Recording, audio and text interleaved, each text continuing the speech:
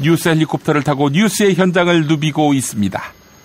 대법원이 이정미 헌법재판관 후임자를 지명하겠다 이렇게 밝혔습니다. 이걸 그냥 넘겨버릴 박근혜 측이 아니죠. 그러니까 이정미 재판관이 그만둬도 사람 수가 줄어들 걱정이 없으니 3월 초 판결을 미루자 이렇게 주장하고 있습니다.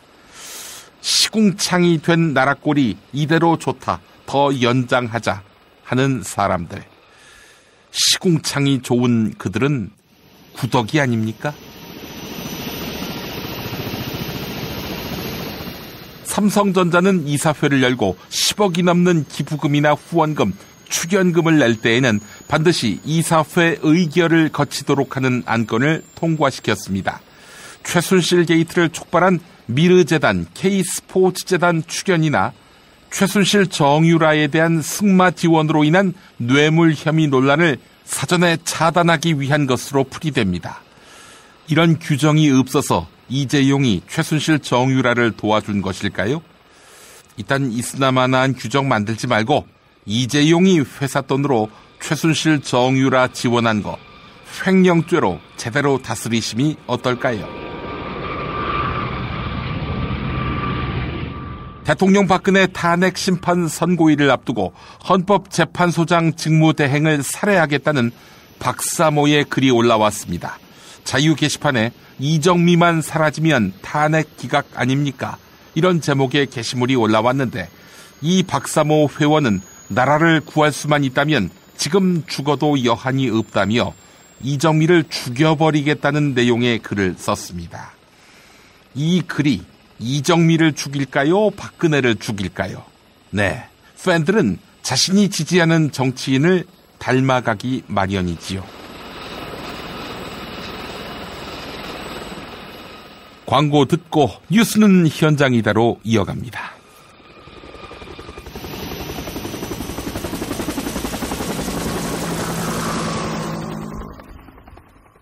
야, 근데 홍어가 진짜 그렇게 몸에 좋아? 아니 끝내준다니까. 근데 비싸지? 열나 싸고 열나 맛있는 홍어가 있다니까. 어디? 알싸한 홍어. 네이버 검색창에 알싸한 홍어를 검색하시고 1599-6456 전화 주문도 가능합니다. 노력한 만큼 내어주는 자연, 그 자연의 마음을 알기에 정성농장 홍삼. 검색창에서 정성농장 홍삼을 검색해주세요. 010-9754-6972. 다이어트 해야 하는데 좀 간단한 방법 없을까? 다이어트 전용 그린 스무디로 하루 한두 끼만 맛있게 바꿔 드시면 끝! 1522-6648 또는 비타샵을 검색해주세요. 허리가 아파요. 아랫배가 나와요. 골반이 바로서야 건강도 아름다움도 바로섭니다. 바디로직을 입으세요. 토크밴드의 입체적인 탄력이 틀어진 골반을 바로잡습니다. 간편하고 확실한 골반 교정 타이즈 바디로직.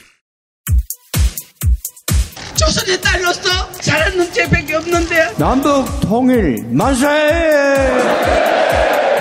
새날이 올 때가 불리한 진술을 거부할 수 있습니다. 김무성 나와! 이나 민주주의를 알아, 이 새끼야!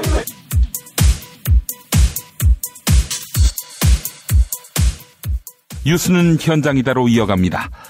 자유한국당과 바른정당에서 박근혜가 자진하야할 수 있다, 이런 설이 흘러나오고 있는데요. 정의당 심상정 대표는 박근혜 측이 탄핵이 인용될 것을 확신하기 때문에 자진하야설을 흘리고 있다, 이렇게 분석했습니다. YTN 라디오 신율의 출발새 아침에 나온 정의당 심상정 대표 인터뷰 들어보시죠. 그러니까 지금까지 보면 헌법재판소 재판 과정보다 박근혜 대통령 대리인단의 그 기행이 더 많이 보도가 되고 있어요. 재판 결과는 수용하고 말고 뭐 결정하고 말고 할 문제가 아니지 않습니까? 불복하면 대통령직이 유지됩니까? 심판님. 그럴 일이 없죠. 예. 인용되는 순간 검찰 조사를 받아야 될 겁니다. 근데 대통령 대리인단이 그 심리 과정에서 재판관과 법정을 공개적으로 모욕하고 막말과 이런 이제 말도 안 되는 그런 그 행동들을 하는 것은 탄핵 인용을 확신하고 있다는 얘기 아니겠어요?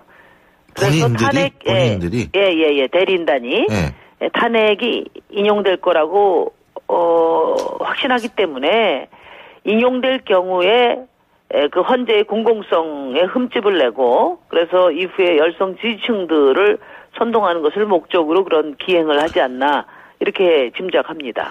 어제 이용주 의원 같은 경우에 이런 얘기를 하더라고요. 이분이 검사 출신이시잖아요. 네.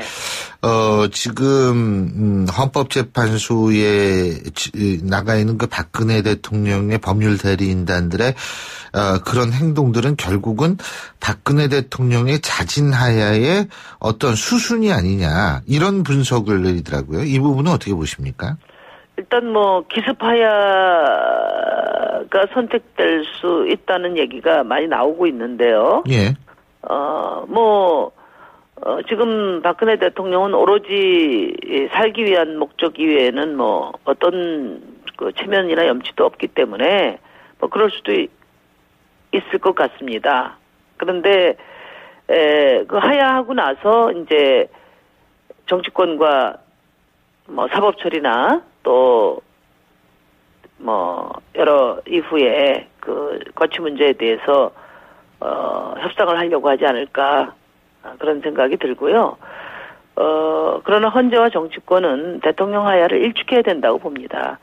헌재가 심리를 3개월 동안 진행을 했잖아요. 그리고 이제 최종 변론만 남겨놓은 상태이기 때문에 예정대로 탄핵 심판을 완료해야 된다. 왜냐하면은 대통령이 자진 사퇴할 기회는 너무나 많았어요, 그동안에. 근데 그걸 다 거부했던 것이고요. 그리고 그 대통령 국정농단 상황이 재발되지 않도록 하기 위해서는 헌법 수호기관이 정확하게 헌법적으로 용인되지 않는 행동 그리고 국민의 신임을 배반한 경우에 대통령은 탄핵된다는 것을 확인해 줄 필요가 있다고 저는 봅니다. 더불어민주당 박완주 의원, 범여권의 하야설 제기에 정치적인 의도가 있다 이렇게 분석했습니다. 또한 대통령 권한대행 황교안 총리가 특검 연장에 거부하는 것은 비이성적인 정치 행위다 이렇게 밝혔는데요. CBS 라디오 시사자키 정관용입니다에 출연한 더불어민주당 박완주 의원 인터뷰 들어보시겠습니다. 대통령 스스로 정치적 책임을 지고 물러나는 것, 물론 그 가능성은 거의 없다고는 말했습니다만 그런 자진 하야에 대해서는 어떤 생각이세요? 아니, 그 자진 하야는 지난번 저희 이 탄핵 들어가기 전에 주장했던 민심이잖아요. 네. 그러니까 명확하게 지금은 탄핵 소추까지 이미 돼 있는 상황이고 18번에 걸쳐서 지금 헌재에서 논의가 되고 있는데 명확하게 말씀드리면요. 하야는 명태입니다. 탄핵은 파면이고요. 그렇죠. 완전히 다른 겁니다. 이게 때가 있는 건데 이미 그럴 가능성이 없고 설령 하야한다고 해서 혼란을 자초하고 이 하야설은 야당이 만드는 게 아니라 이미 여당 내에서 아까 범여권 내에서 만들어내고 그리고 대통령을 대변하고 있는 변호사들이 어저께 헌재에서 보여준 모습들을 보면 거의 내란 선동 수준이잖아요. 만약 인용이 되면 대통령파 국회파가 내전을 치를 거다. 완전히 이런 부분에 대해서 봤을 때 전혀 불가능한 시나리오는 아니지만 그거는 두 번 국민들을 더 불행하게 만드는 일이라고 생각을 합니다. 하야는 명퇴다. 명예퇴직인데 지금 그런 명예가 있을까요? 그러니까 그거는 국민들이 이미 탄핵에 대해서 아직도 높은 이런 바람이 있기 때문에 그거는 국민들이 수용하기가 어려울 겁니다. 그래도 자진 하야를 할 가능성은 있다고 보십니까? 전혀 100% 아니다라고 하는데 자꾸 이 하야설이 최근 이제 변론 기간이 거의 끝나고 탄핵 기일이 거의 이제 예측되는 보도들이 나오면서 거듭 계속 이제 여당 측에서 나오고 있으니까 이렇게 만드는 이유는 목적이 있다라는 거죠. 그런데 이 황교안 권한대행은 어쨌든 그 법 조항의 대통령의 승인을 받아라는 문구가 있기 때문에 승인 권한을 갖고 있다. 따라서 난 승인 안 하겠다. 이렇게 하면 어떡하시겠어요? 그래서 그 논쟁을 오늘 아침에 제가 또 말씀을 드렸듯이 방금 얘기했던 구조 사망을 어떻게 해석할 거냐. 연장 사유가 있습니다. 그냥 연장해달라고 아니고 그 두 가지에 대해서 법률가이시고 검찰 출신이고 법무부 장관까지 하셨는데 그냥 액면 그대로 특검법에 있는 이 규정에 맞는지 안 맞는지 정치적 판단할 일이 아니고 요 구조 사망에 해당되는지 아닌지 다만 요게 사항에 보면 대통령 수사기간 만료 전에 대통령은 수사기간 28일이죠. 만료 전에 승인 여부를 통지해야 되는 거죠. 그러니까 정확하게 25일부터 28일 밤 12시 되기 전까지 특검 연장할 거냐 아니냐. 그 판단은 사망에 의해서 하시라. 그러니까 그렇게 촉구하고 계신데도 불구하고 승인을 안 하면 어떻게 대처하실 건가 이거죠? 그 대처에 대해서는 추후 또 이제 여러 가지 고민을 하고 있다는 말씀 정도고 이렇게 하겠다. 뭐 선제적으로 아직은 28일까지는 저희가 최대한 황교안 대행한테 이런 법을 지킬 것을 요구하고 그리고 특히 200명 가까이 되는 의원님들이 이미 야4당 원내대표 합의했다는 것은 200명이 넘는 숫자예요. 넘죠. 아니 개헌도 할 수 있는 숫자인데 이 법안 하에 대해서 이 연장에 대해서 그것도 법에 명료되어 있는 자체를 거부하기는 쉽지 않다. 그건 굉장히 비이성적인 정치적 의도이다. 이렇게 말씀드릴 수 있죠. 합리적으로 할 것 같습니다. 우리. 그렇게 보신다? 네. 더불어민주당 소속 이재명 성남시장은 특검 연장안을 직권 상정해야 한다. 이렇게 이야기했는데요. 또한 범여권에서 주장하는 탄핵 심판에 승복해야 한다. 이런 주장에 대해서도 입장을 밝혔습니다. 시민사회단체 연대회의와 간담회를 가졌던 이재명 성남시장 발언 들어보시겠습니다. 이번 2월 임시회의에서 결국 국민들이 바랬던 개혁 입법안들이 또 제대로 처리되지 못하고 또 넘어간 것 같습니다. 특히 선거권 연령 18세 이하 문제는 이 사실은 모든 국민들이 바라는 것인데 그리고 대체적으로 정치권도 동의했던 일인데 결국은 또 이 정략적 판단에 의해서 다시 반대 입장이 생기고 통과되지 못한 것 같습니다. 또 거기다가 예를 들면 특검 연장도 매우 중요한 국민들의 관심사고 또 국민들이 바라는 바인데 결국 황교안 권한대행이라고 하는 그쪽에 마치 특검의 운명을 맡기는 꼴로 방치하고 말았죠. 저는 공개적으로도 입장을 지금 안 냈거나 낼 계획인데 사실 이런 중요한 국민 주권에 관한 문제 이런 것들은 직권상정해서 처리되는 게 맞다라고 생각합니다. 그래서 참 아쉽고 지금이라도 특검 연장 문제를 황교안 총리에서 선택에 맡길 게 아니라 최악의 경우를 대비해서 특검 연장 법안을 직권상정해서 통과시킬 방법을 연구하고 강구해야 된다 이렇게 생각합니다. 아까 말씀드렸던 것처럼 정치는 국민을 대신하는 것이고 탄핵도 사실 하기 싫은 거를 국민들의 압박과 여론에 의해서 어쩔 수 없이 한 거죠. 특검도 선거권 연령 인하도 다른 개혁 입법들도 또 세월호 특검법 같은 것도 다 마찬가지라고 생각됩니다. 참 아쉽게 생각하고 정치인이 한 사람으로서 죄송하게 생각합니다. 최근에 제가 또 아쉬운 바는 지금 이 심각한 국면에서 헌법재판소가 어떤 결정을 하든지 다 승복하자라고 정치권이 일종의 서면은 아니지만 합의를 하고 또 유력 후보들도 거기에 동의해서 헌법재판소 결과를 승복하겠다라고 얘기하고 있습니다. 저는 물론 헌법재판소의 양식과 최종 결론에 대해서 믿습니다. 믿고 기대합니다. 국민의 뜻이 반영되는 결론이 날 것으로 기대하고 있지만 그러나 그걸 떠나서 결코 국민을 대리하는 국가기관들의 판단과 결정은 결코 국민의 뜻을 벗어나면 안 되는 것이죠. 그래서 국민의 뜻을 벗어나는 그야말로 대의민주 체제를 그야말로 위협하는 더 본질적으로 얘기하면 국민주권주의에 반하는 국민의 뜻에 어긋나는 대리인 또 국가기관의 결정이 있다면 그에 대해서 말하고 항의하고 또 국민의 뜻을 관철하기 위해서 잘못된 것을 바로잡고 제대로 가기 위해서 노력하는 것은 국민의 권리고 또 국민을 대리하는 정치인들의 의무인데 마치 국가기관의 어떤 결정도 국민들은 따라야 한다라는 그런 승복 논란은 저는 매우 실망스럽습니다. 저는 그에 동의하지 않고 이런 촛불 혁명 와중에 이 차가운 한겨울을 그 길바닥을 그야말로 촛불 하나 들고 손을 들면서 치열하게 싸우는 국민들의 입장을 좀 충분히 고려했으면 좋겠다는 생각을 한 번 더 말씀드리고 싶습니다. 정치는 정치인들이 하는 게 아니라 국민이 하는 것이죠. 그 정치인들은 국민의 뜻을 대리하는 것이기 때문에 결코 국민의 뜻에서 벗어나서는 안 된다. 박정희 전 대통령이 해외 차관 일부에서 챙긴 돈, 이 돈이 대략 3조에 이른다.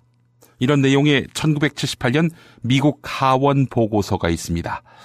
더불어민주당 노웅래 의원은 이 자금이 최순실의 독일 페이퍼 컴퍼니에 흘러갔을 것이다.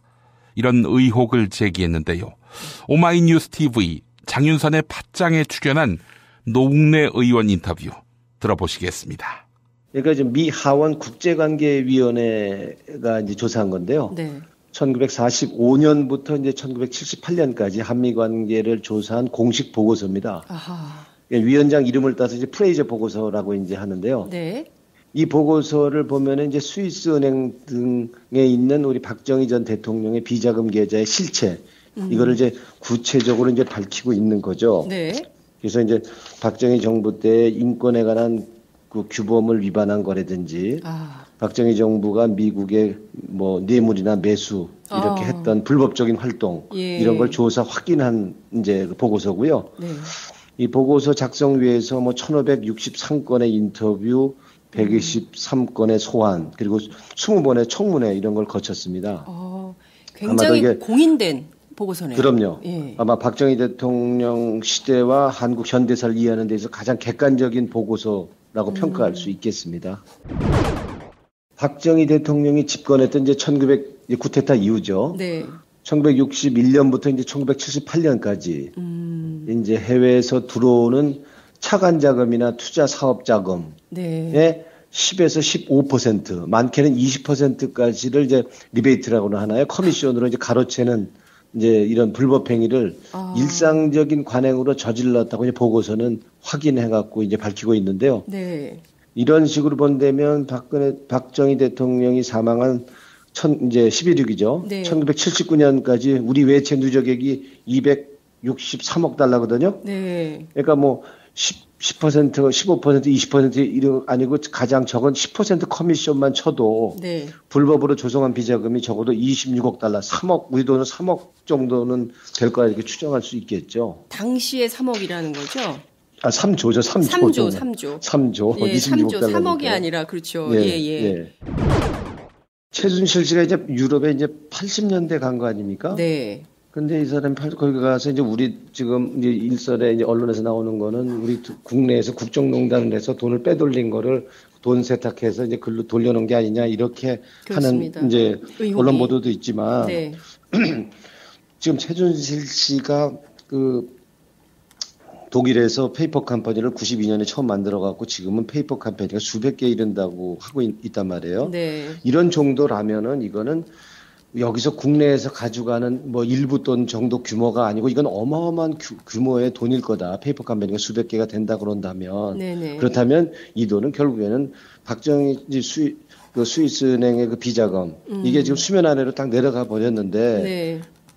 우리가 추정컨대는 박정희 스위스은행 비자금을 세탁하기 위해서 결국에는 92년부터 독일의 페이퍼 컴퍼니를 만들고 그게 지금 기백 개가 되고 한꺼번에 돈을 찾아서 세탁을 하면 문제가 되니까 이걸 조금씩 잘라서 지금 세탁을 하고 있는 과정이라고 보는 거고요.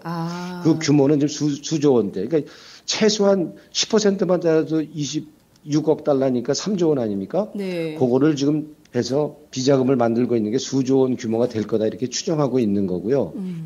독일에서 지금 탈세와 이렇게 지금 돈 세탁하고 있는 거를 수사를 하고 있어요. 독일에서 그렇죠. 예. 그래서 이 부분도 우리가 독일 정부한테 공식으로 지금 최순실이가 페이퍼 컴퍼니 만들어서 돈 세탁하고 탈세하고 있는 부분에 지금 진행되고 있는 수사 과정 그 수사 정보를 우리가 공식적으로 요청을 하고 이것도 마찬가지로 우리 비자금 국고 환수 차원에서 이것도 함께 조사가 되고 환수할 건 조속히 환수되고 처벌할 건 처벌할 수 있도록 해야 된다고 봅니다.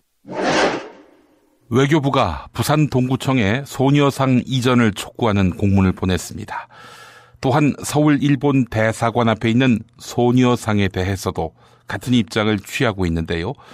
지난주 일본 의원들을 만나고 온 더불어민주당 강창일 의원은 일본 의원들이 소녀상 이전을 합의된 사항으로 알고 있다. 이렇게 밝혔습니다. SBS 라디오 박진호의 시사전망대에 출연한 강창일 의원 인터뷰 들어보겠습니다. 소녀상 이전과 관련한 여론을 보면은 국민들은 소녀상을 건드릴 수 없다라는 의견이 압도적입니다. 지금 이게 정부가 지자체를 압박할 사안도 아니고 지금 보면은 이제 일본은 빠져 있고 가해자는 빠지고 우리끼리 그냥 갈등하는 그런 상황이 돼버린 것 같아요. 예, 완전히 한국 정부 박근혜 정부의 이 실패한 이 대일 정책이고 위안부 해법이라고 생각이 되는데요. 네네.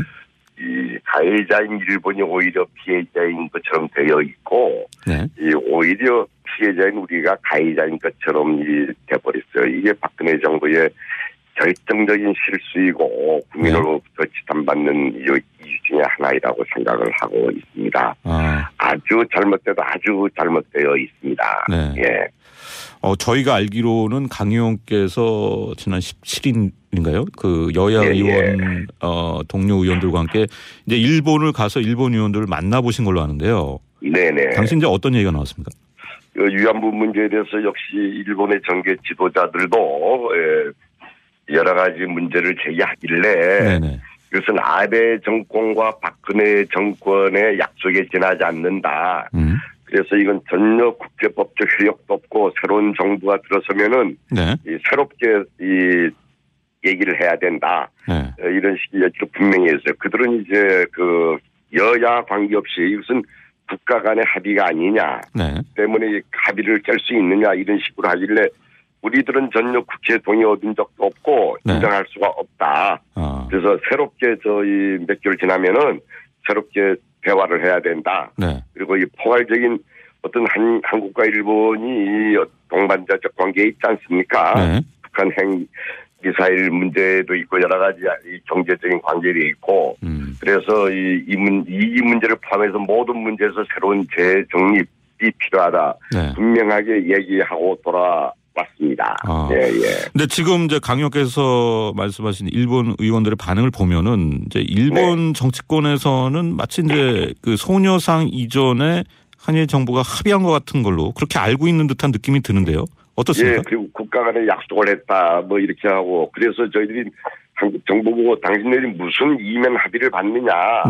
그래서 이제 행정법원에서 이 자료를 제출하라는데 한국 외교부는 자료 제출도 하고 있지 않습니까? 문제는 왜 부산의 총영서관 앞에 소녀상을 만들게 됐는지, 이 배경을 알아야 되는데 일본이 한 번도 진심 어린 이 사죄를 한 적이 없고 오히려 돈 10억 엔 가지고서 할머니들의 명예를 더 더럽혔기 때문에 계속해서 이제 소녀상이 더 만들어지지 않습니까? 이 한국 대사관 앞에, 일본 대사관 앞에 서울에 만들어진 것도 2011년에 일본이 전혀 이 문제에 대해서 진심 어린 사과를 하지 않아서 만들어진 거 아니겠습니까? 지금도 이런 식으로 일본이 위안부 문제에서 계속 나오게 되면 아마 대한민국 국민들은 계속 여기저기 소녀상을 설치할 것이다. 이 문제에 대해서 아까 명예회복과 진심 어린 사과 이것이 전제되지 않는 한 이 소녀상 문제라든지 위안부 문제에 대한 이런 국내적인 이 할머니들의 항의, 국민들의 항의는 계속될 것이다. 이것은 분명히 주지시켜줬습니다. 다시 질문드리면 일본 의원들은 소녀상 이전을 합의 사항으로 알고 있었다는 말씀인가요? 네네네 그렇게 알고 있어요. 이게 뭔가 그래서 이면 합의가 있느냐. 했더니 일본에서는 그것은 잘 모르겠다. 없는 것으로 알고 있다. 이런 식으로 하는데 왜 한국 외교부, 한국 정부가 이렇게 저자세로 나가는지 저희들은 도저히 이해할 수가 없습니다. 야, 야, 김창회, 이 새끼 어디 갔어? 이병 김창호. 야, 너 임마 저번에 애니메이션 보라고 존만이가 그거 가르쳐줘서 내가 다 찾아봤는데 안 나오던데 사기를 쳐? 아유, 정병장님, 존만이가 아니라 존바라라고요. 좀비 할 때 좀, 바보 할 때 바. 존바라라고? 네, 존바라요. 벌써 다들 재밌다고 난린데. 아씨, 나만 못 봤잖아. 괜찮아요. 존바라 TV 구독만 해두면 올라올 때마다 알려주거든요. 그래? 완전 짱이네. 뭐 어떻게 하라고? 유튜브에 존바라 TV 구독이요, 구독. 야, 그건 또 얼마냐? 공짜예요. 와씨, 야, 그럼 구독 안 하면 완전히. 왜 말하다 마세요? 아, 저번에 X이라 그래서 욕 먹었어. 또 했네. 정권 교체를 함께 염원하는 직원들로 똘똘 뭉친 판촉물회사 네피알로 삼행시 갑니다. 네. 내가 아는 사업이나 행사를 PR하기 위한 알짜배기 판촉물 회사. 선물, 기념품, 답례품을 구하신다면 우리 편 회사 네피알을 찾아주세요. 3만 가지가 넘는 물품을 대기해 놓고 있습니다. 네피알로 인터넷 검색창에 입력하시거나 032-519-4800으로 연락주세요. 카카오톡 아이디는 네피알입니다. 팟캐스트 듣고 연락주시면 더 깎아드립니다. 현대인의 몸에 있는 독, 어떻게 치유할까요? 장봉근 아로니아는 자연에서 답을 찾았습니다. 아로니아라는 열매에 몸의 노화나 질병을 예방해주는 강력한 효과가 있습니다. 남녀노소 누구에게나 건강을 드리는 장봉근 아로니아. 폴란드산 야생 100% 아로니아를 국내 최초로 도입해 만들고 있습니다. 아로니아 안토시아닌이 혈관을 보호하고 혈관의 혈전을 억제시키는 효과가 있는 것으로 검색창에서 장봉근 아로니아를 찾으시고 전화 문의는 1522-1194로 하시면 됩니다. 우사인 볼트, 그 힘의 원천이 뭔지 아시나요? 정도 원마? 그렇습니다. 성장 호르몬이 풍부해서 여성의 노화 예방은 물론 피로와 음주 속쓰림에 시달리는 남편에게 성장기 어린이 발육과 뇌 발달도. 이게 천연 도핑이었군요. 한강 일대에서 농장직인 농민 이정도가 직접 재배했습니다. 이정도가 만든 정도 원마. 네이버 검색창에 정도 원마로 검색해 주시고요. 전화 080-777-6776 080-777-6776. 피 튀기며 박학다식을 뽐내는 퀴즈, 피박 퀴즈. 자, 오늘은 왕 회장님, 이 회장님 나오시는 날입니다. 안녕하십니까. 여러분의 귀염둥이 왕입니다. 안녕하세요. 여러분의 재롱둥이 이 회장입니다. 아, 국민 앞에서 낮아지는 모습 무척 귀감이 됩니다. 이 돼지 새끼. 야, 페이크야 이 새끼야.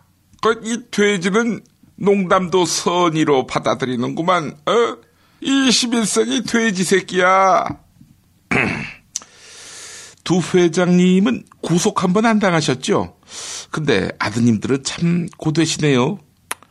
난 그래도 억울하진 않아. 우리 몽구가 구속될 당시는 좌파 정권 때인 2006년이었거든. 노무현 때.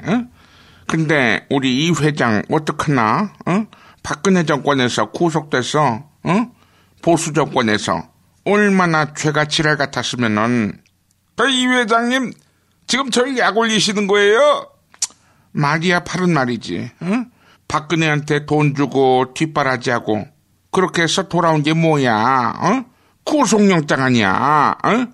내가 보기엔 재용이는 삼성을 맞기에는 글렀어. 뭐 저도 재용이는 마음에 들진 않지만 그래도 뭐 나름 주고받은 게 있잖아요. 저 박근혜하고 세금 덜 내고 경영권 물려받은 거. 이것 봐 이 회장. 아무리 이게 꽁트지만 그건 당신이 할 소리가 아니지. 당신 재산을 당신 허락 없이 부당하게 쓰리쳐서 먹은 건데 화 안 나? 그 생각을 해보니까 화가 존나게 나긴 나야 하는군요. 게다가 당신이 일궈놓은 세계 1등 브랜드가 이 일로 어떻게 됐어? 똥바가지를 뒤집어 쓰게 된 거 아니야. 그 회장님은 좌파 경제연구소에서 나오셨어요? 그래서 어쩌라고요? 그러니까 왜 후계는 생각을 하지 않고 다음은 무조건 재용이 이렇게 했냐고. 그 나머지 자식들은 딸들이지만 딸들하고 혹독하게 경쟁을 붙였어야지. 재용이가 그 이삼성 말아먹었을 때 이삼성 알지? 당신한테 수백억 빌려다가 홀라당 말아먹은 사업. 상황이 그렇게 되면은 재용이를 그 경비실로 발령내가지고 물 먹이면서 훈련시켰어야지. 제가 그런 생각이 없지는 않았어요. 하지만 어떡합니까?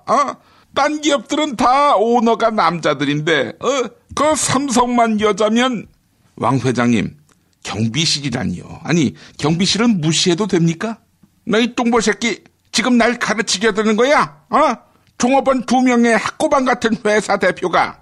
아니, 돼지가 회사도 운영해요? 몰랐어? 7시간 행불근해라고 회사 이름이 이래.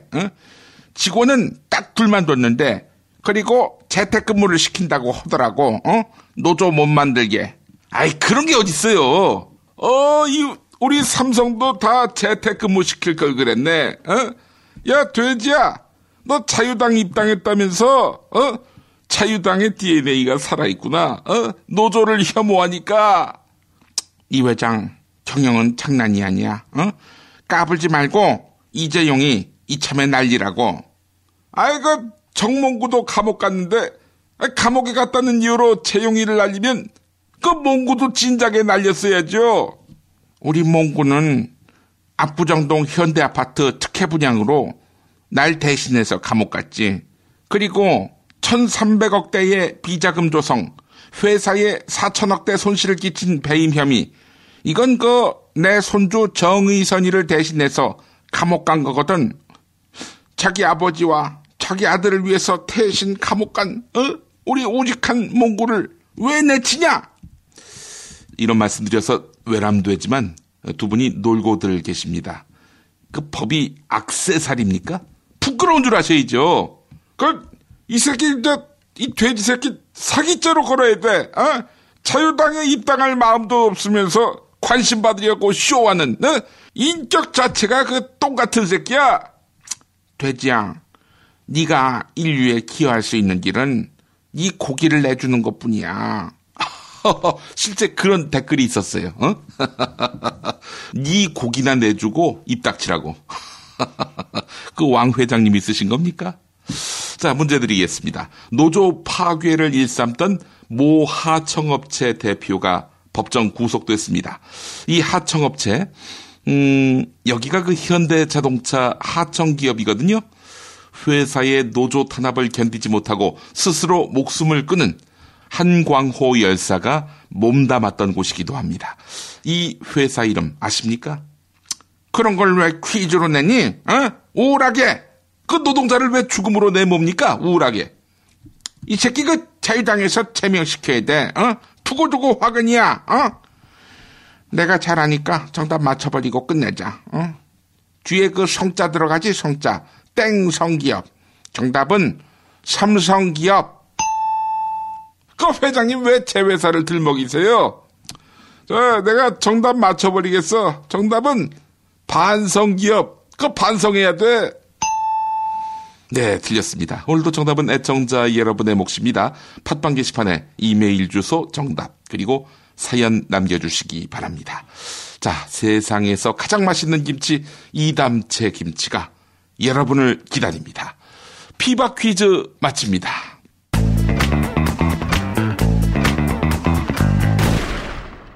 김구의 이름으로 자주 독립의 나라를, 김대중의 이름으로 평화 통일의 나라를, 노무현의 이름으로 편법과 반칙이 없는 정의로운 나라 함께 만들어 가겠습니까? 촛불은 합리적 언어가 비합리적 언어를 몰아낸 일대 사건. 이재명의 언어와 철학을 말한다. 어느 날 이재명을 만났다. 도서출판 이맛돌. 자기야, 매트리스 고르기 너무 힘들어. 어디 한 번에 쫙 볼 수 있는 곳 없을까? 대한민국 최초 매트리스 멀티샵 매트리스엔 몰라? 후진 브랜드만 있는 거 아니야? 비본, 베드이너박스, 실리, 템퍼, 시몬스. 전 세계 최고 브랜드 정품만 취급해. 친환경 제품이겠지? 당연하지. 직구 사이트 뒤지느라 고생하지 말고 매트리스 M에서 한 번에. 업계 최초 10년 품질 보증을 실시하는 자신감 매트리스 M. 매트리스 살 때는 꼭 매트리스 M으로 오세요. 검색창에 매트리스 M. 극한의 바다 러시아 베링해에서 잡은 신선한 대게. 잡자마자 내장과 뚜껑을 제거하고 급속 냉동시켜 북극의 신선함이 살아있는데요. 살이 꽉 찬 데다가 맛까지 끝내줘. 일본 바이어들이 찾고 또 찾는 이름하여 최고급 러시아 냉동 대게. 다리와 어깨 살만으로 구성돼 있어 가성비가 은하계 최고이며 각종 모임이나 선물용으로 깜짝 준비하시면 바로 스타됩니다. 네이버 카페 대게 직거래 장터에 오시면 수많은 후기가 그 품질을 증명합니다. 주문 전화번호 1644-9047 1644-9047. 박근혜 왜 저러지? 문재인, 김무성, 안철수는 또 왜 저러지? 뉴스로는 알 수 없는 진짜 정치 현장 이야기. 한겨레 정치팀 기자들이 취재 수첩을 낱낱이 공개합니다. 본격 정치관찰 팟캐스트. 언니가 보고 있다. 팟빵에서 언니를 검색하세요. 한겨레 정치바와 함께하는 정치 한 건에서 김태규 기자 만나겠습니다. 김 기자님. 네, 안녕하세요. 예. 황교안 국무총리. 이 사람은 국무총리 그만둔 다음에 경호를 요청할 것 같아요. 돈 많이 벌어놨으니까 국가 경호가 아니라 사설 경호원 채용하면 되겠죠. 아니면 어디 돈을 좀 많이 더 벌어서 땅을 이렇게 불화하는 나라로 이주해가지고 거기서 왕을 해도 되겠어요. 이 사람의 의전은 정말 장렬이네요. 의전 하나만은. 그렇습니다. 그전에도 황제 의전 여러 가지 논란이 있지 않았습니까? 예. 충북 오송역 버스 정류장에 수행 차량을 대기한다든지 이런 여러 가지 서울역 탑승장까지 이제 차량이 들어가기도 하고 KTX를 타기 위해서 여러 논란이 있었는데 이번에는 이제 기념 시계입니다. 황교안, 그러니까 대통령 권한대행 국무총리 황교안이라는 그런 글자가 찍힌 이제 기념 시계를 제작해서 사람들한테 이제 배포를 한 게 이제 알려져서 이제 문제가 된 건데요. 이 사실이 어떻게 알려졌냐면 네이버의 중고 물품 카페 있지 않습니까? 아주 대표적인 중고나라라고. 거기에 지난 21일에 레어템이라고 하면서 이제 이 상품이 매물로 이제 올라왔습니다. 이걸 이제 매물로 내놓은 사람은 이건 황 총리 취임 당시 만들어진 국무총리 시계가 아닌 대통령 권한대행 취임 이후 만들어진 시계다. 희소성을 고려해 가격은 20만 원으로 정했다. 이렇게 이제 적었습니다. 이제 여성용 시계인데요. 하태경 바른정당 의원이 비판을 했는데 뭐라고 했냐면 과거에 고건 전 총리도 권한대행 시절에 권한대행 시계를 안 만들었다. 국가의 불행을 기념하는 시계를 만든다는 발상에 경악을 금치 못한다. 권한대행을 기념한다는 것은 대통령 탄핵 소추를 기념하는 의미가 있다. 최소한 박근혜 대통령에 대한 인간적 예의가 있다면 이런 시계를 안 만든다. 이렇게 비판을 했습니다. 어쨌든 정말로 본인이 권한대행이라는 꼬리표를 붙인 것 자체가 어찌 보면 국가적인 불행한 그런 사건인데 본인이 이거를 기념한답시고 멀쩡하게 이런 기념시계를 이제 찍은 것 자체가 진짜 어이가 없는 거죠.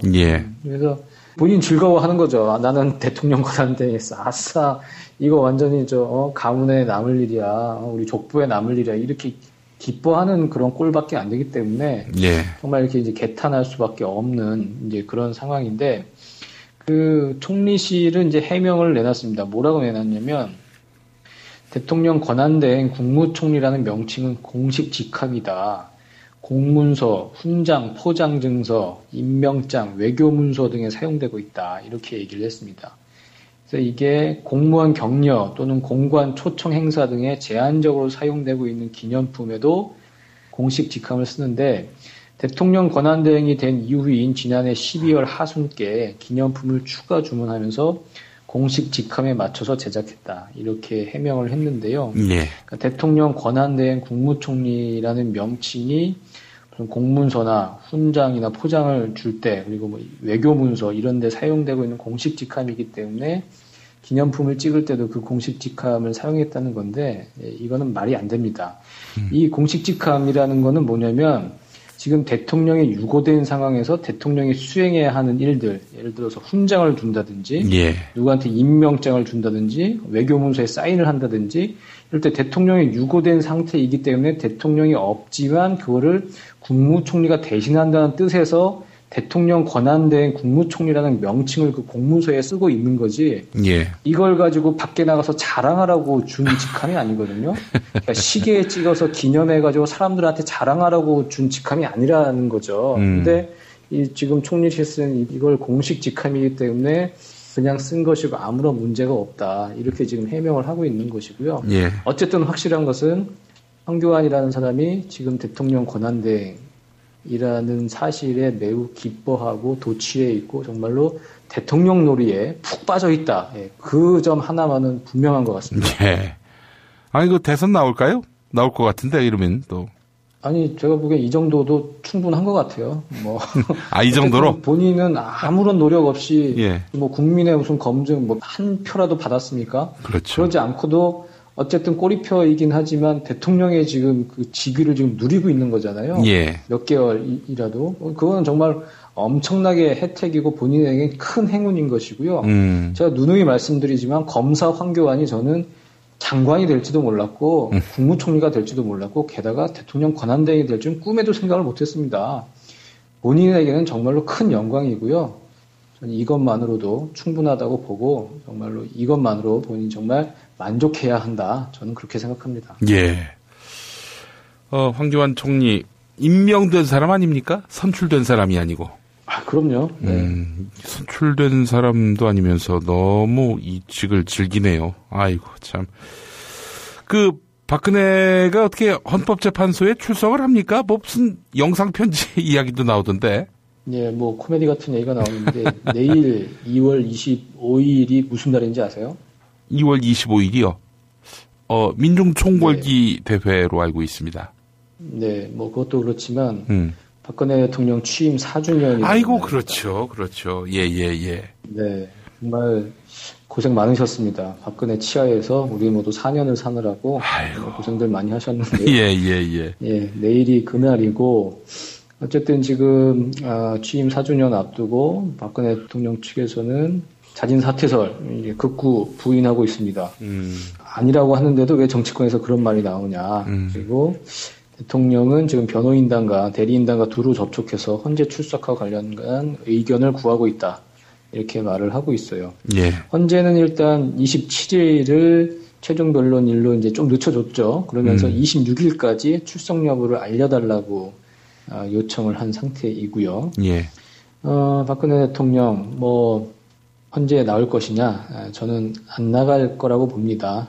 일단은 헌재에서 이미 나와서 혼자 그냥 일방적인 최후 진술만 할 거면 나오지 말라고 한 거잖아요. 나올 거면 당사자 신문을 이제 받아야 된다고 지금 공언해 놨기 때문에 나오면 그야말로 지금까지 당해보지 못했던 추궁을 당할 겁니다. 아주 판타지가 열리겠죠. 정치인 시절에, 그렇죠. 대통령 시절에도 제대로 못했던 기자회견을 이제는 헌재 재판정에서 정말로 법대 위에 저 위에 이제 나이 드신 유명하신 재판관들 8분 계시고 이 당사자는 밑에서 그분들의 이제 송곳 같은 질문을 이제 받아야 하거든요.